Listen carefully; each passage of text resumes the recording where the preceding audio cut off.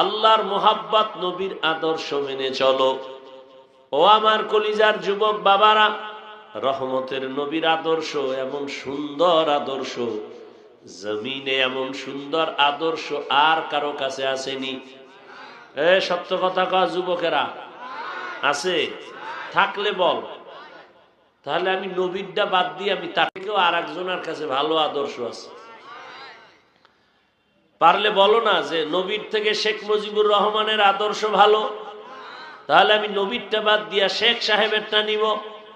যদি বলতে পারো জিয়াউর রহমানের আদর্শ নবীর থেকে ভালো, আমি নবীরটা বাদ দিয়া জিয়া সাহেবেরটা নিব। পারবি? ওরে জিয়া সাহেব কেন, শেখ মুজিব সাহেব কেন, সারা দুনিয়ার মধ্যে বড় বড় আদর্শের ফেরিওয়ালা আব্রাহাম লিঙ্কন গণতন্ত্র জন্ম দিছে। যেই গণতন্ত্রের জন্য সবাই মরে বাংলাদেশে, গণতন্ত্র জিন্দা রাখার জন্য আমি মরে যাব। তো কি হইব? কয় মরলে শহীদ।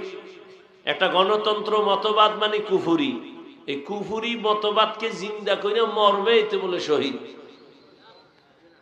মাও সেতুনের আদর্শ, লেনিনের আদর্শ, কার্ল মার্ক্সের আদর্শ, এক কথায় জবাব, সারা দুনিয়ার আদর্শওয়ালার আদর্শগুলো নাপাক, একমাত্র মদিনাওয়ালা নবীর আদর্শই হলো পাক।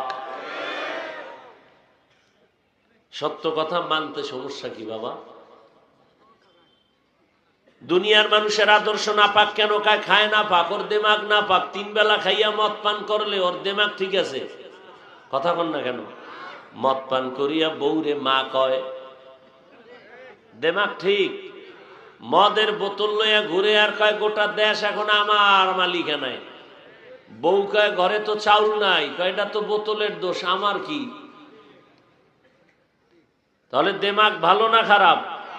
ওর পচা দেমাগ দিয়া যত তন্ত্র মন্ত্র বানাবে সব না পাক। আর আমার নবী কেমন পাক? 63 বছর হায়াত, জীবনে একটা মিথ্যা কথা বলেন নাই।